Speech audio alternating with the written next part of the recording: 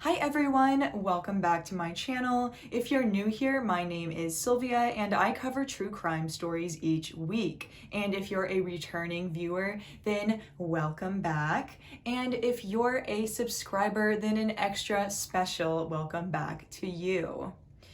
Before we begin today's story, please subscribe to my channel if you haven't already because I post stories like this each week. And today's case is about the murder of Swedish journalist Kim Wall. This is like a pretty nasty case, so just a little bit of a warning before we get into it. It's very grisly and it is like, honestly, like, I feel like I say this with every case, but it's like the thing of nightmares. Like, this is like the worst case scenario, and it happened to somebody who had such a promising future. So let's get into the murder of Kim Wall. This story takes us across the world to Denmark. Now, Kim Wall was a Swedish independent journalist, but she was currently living in Copenhagen with her boyfriend, Ali Staab. She was described as an extremely smart, hardworking, and brave person, and this was demonstrated through her extremely successful career as a journalist. She was incredibly accomplished for somebody who was 30 years old, and she had reported on stories all across the world. She had reported on situations in Uganda, Sri Lanka, Cuba, and she had also done more like quirky, kind of fluffy stories, no pun intended, because she did a story on furries, and she also reported on voodoo. So she was just one of those people who had like that childlike curiosity, and she just loved to like learn about people, learn about different cultures, things that she wasn't familiar with. And she really got to experience a lot in her job. She got to travel across the world, she got to do different activities and get paid for it. So she basically had like one of those dream jobs that we all wanted when we were kids, and she was actually out there living that. She was in a long-term relationship with Ali Staab, and she was living with him in his apartment in Copenhagen for a period of time because she was so used to like traveling around. I'm not really even sure if she had a home base. The couple had plans to move to Beijing together, and at the time of this incident, that trip was just around the corner. In 2017, Kim became intrigued by DIY submarine inventors, and she wanted to write about the constructor of the first homemade submarine in Danish history, and this man was named Peter Madsen. He was a self-described, I don't really know how to say, inventrepreneur. Like, he's an inventor and he's an entrepreneur. So he had constructed multiple submarines and rocket ships himself.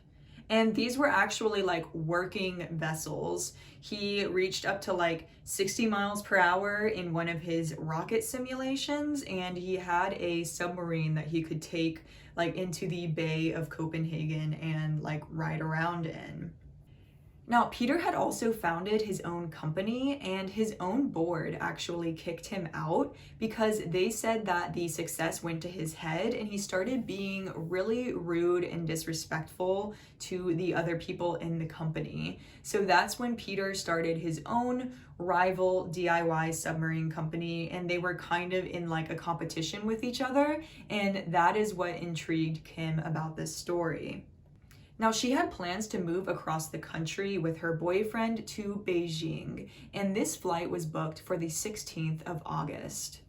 Now, on Thursday, August 10th, she was surprised to receive a text from Peter Madsen. She had contacted him about the story and he hadn't responded, and like months had passed, so she'd basically just like given up on it. But to her surprise, he texts her and he is interested in doing an interview with her. Kim and her boyfriend had a going away party planned that night to take place at their apartment. And despite this, she does the interview with Peter that morning, and then Peter actually invites her to go down in his submarine for a ride around the bottom of the bay that they live right next to. She has this party that night, but she agrees to do a 2-hour excursion with him at 7 o'clock. So she's gonna get done around 9, and she'll be late to her own party, but she'll still be able to do both activities. And I think that just really demonstrates how dedicated to her career Kim was. When she talks to her boyfriend about how the interview with Peter went, she describes him as all over the place, and this fits with how his coworkers described him leading up to the incident. They said that as the months passed and the competition was growing heavier with his old company, Peter became very manic. Now, Peter Madsen was an admirable inventor, and he had also gained some notoriety in Europe. So it seemed safe, right, that she would go into his submarine with him. Her boyfriend knew where she was going to be. He even saw her off, taking a photo of her and Peter Madsen atop the vessel.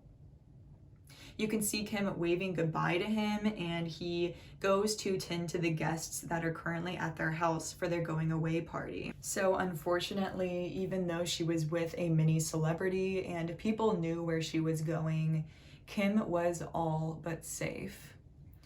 Her boyfriend waited for her at their party, and hours passed without him hearing from Kim or seeing her arrive at their door. Now she's under the water. She probably doesn't have cell phone service, but there's no reason for this submarine trip to go as late as it was going. And around 1:30 a.m., her boyfriend called the police and filed a missing persons report. Shortly after this, he also called the Navy, and they said that they had not seen Madsen's submarine surface. Now, this is a missing journalist and a missing submarine, so it makes for a very intriguing case, and the police start investigating this immediately, and the media gets wind of it, and since both of these people are like small-time celebrities in Scandinavia, they are very interested to see how this story plays out, and believe me, it's shocking. So Madsen's submarine surfaces at 11 a.m. the next morning, and he's clearly in distress. The submarine appears to be sinking, and Madsen clambers off and swims towards the closest vessel, which was a ship that he almost collided with, because when the submarine surfaced, it didn't have any sort of like indicators or lights on, and so like he almost causes an accident, and like safety first when you're driving a submarine, but he narrowly escapes this sinking vessel, and Kim is nowhere to be seen. Now, like I said, the media had already gathered on shore to watch Peter get off of his submarine and be taken into police custody. And there are plenty of videos and photos of him doing this. And you can actually see in this photo that I'm putting up on the screen right now that he has like a red mark on his nose. And when he's taken into police custody, they swab him for evidence, and they find that this mark on his nose is actually Kim's blood. So even though there's no body, they know that he's responsible for Kim's death and that it was likely a violent one. So when law enforcement questions Peter about Kim's whereabouts, he says that he dropped her off that night after their interview as planned. I don't really get why he thought that this was a believable story, because this was like a populated bay, there were plenty of buildings, and there's no CCTV footage of her being on land that night. So despite not even having a body, the Danish police are not having it, and they arrest Peter Madsen for manslaughter. So this is when Peter comes up with his second story. He said that Kim bumped her head while getting into the submarine, and he had to pull her out and bury her at sea. Which, like, if somebody accidentally dies, why are you taking charge of the burial? Like, that makes absolutely no sense. And then 10 days later, a cyclist spots a woman's torso washed up on shore in Kogi Bay. DNA confirms that this is Kim's body. She does not have her arms, legs, or head. And the autopsy also finds 15 stab wounds in and around her genitals. They can also determine that she was killed by either strangulation or having her throat slit. And the police continue searching for the rest of Kim, and a few days later, they find several plastic bags in the water containing Kim's clothing, legs, and severed head. These had been weighed down by large pieces of metal and metal piping. As part of their investigation, of course, the police search Peter Madsen's computers, and they find some very scary stuff. He had a recent fascination with torture, violent PORN, and he had even watched a decapitation video the night before his interview with Kim. And most of this stuff that you would like find online is like simulated or animated, but the police say that this was an actual decapitation video. They also find that he had been a part of a local BDSM club where he described himself as a sadist, but he had actually been kicked out of this club. This is when he comes up with story number 3. He says that he was above deck and came down to find that one of the pipes had sprung a leak and that Kim had died of carbon monoxide poisoning.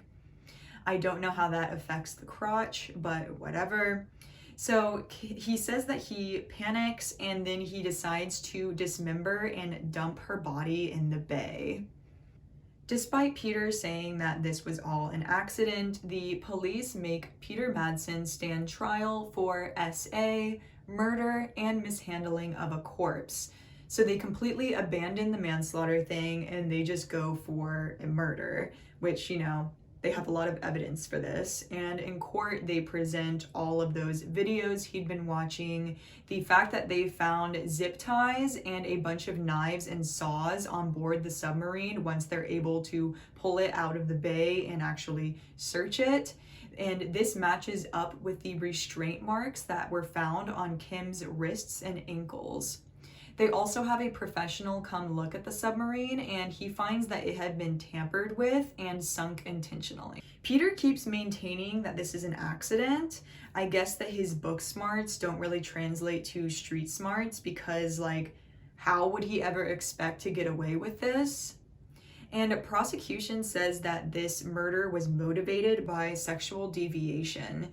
And the key piece of evidence is all of those disgusting videos that he had been watching prior to his interview with Kim. Like, he had watched that decapitation video and Kim was decapitated. And they're actually showing these videos in court when the judge has to stop them and he's saying, yes, I understand that this is part of your case against him, but like, we can't handle any more of these videos. And like, Peter had been watching these videos to get off. So the fact that like the judge and like all of the media can't even like stomach these videos just shows how messed up this inventor's mind was. I mean, how terrifying is it that she went down in his submarine with him? She's trapped in this little space with this guy that she barely knows. And he clearly has some very sadistic urges. I mean, she can't escape, she's tied up, but even if she did escape and she managed to overpower him, how would she get the submarine back to the surface? Like, this is an absolute death trap and it's an absolute nightmare. I can't even imagine the fear and the pain that Kim experienced before her death. And Peter Madsen is sentenced to life in prison, and he is one of the only people in recent Danish history to be given this sentence. Now, they do like sentencing different over there. It's very rare for somebody to actually spend their entire life in prison, but they're actually really concerned when they first sentence him that like he was a serial killer because he had no empathy whatsoever and they felt like he was going to commit again. Other women had also reported that he had invited them on board his submarine, but they were all creeped out and said no. So I'm not really sure how long he's actually going to end up serving. I guess time will tell, but I don't think that he's anyone who will ever be allowed to walk free. And a few months into his sentence, Peter is attacked by a fellow inmate and sent to the hospital. However, he is put right back in the jail as soon as he recovers from his injuries. He also marries a Russian artist who describes him as actually a really sweet guy. And then in October 2020, he managed to escape prison, but he was quickly caught just a few yards away from prison property. He had like MacGyvered this kind of like pistol looking thing and a bomb belt, so when he threatened the guards, they let him go, but then they just like contacted police and they caught him like almost immediately.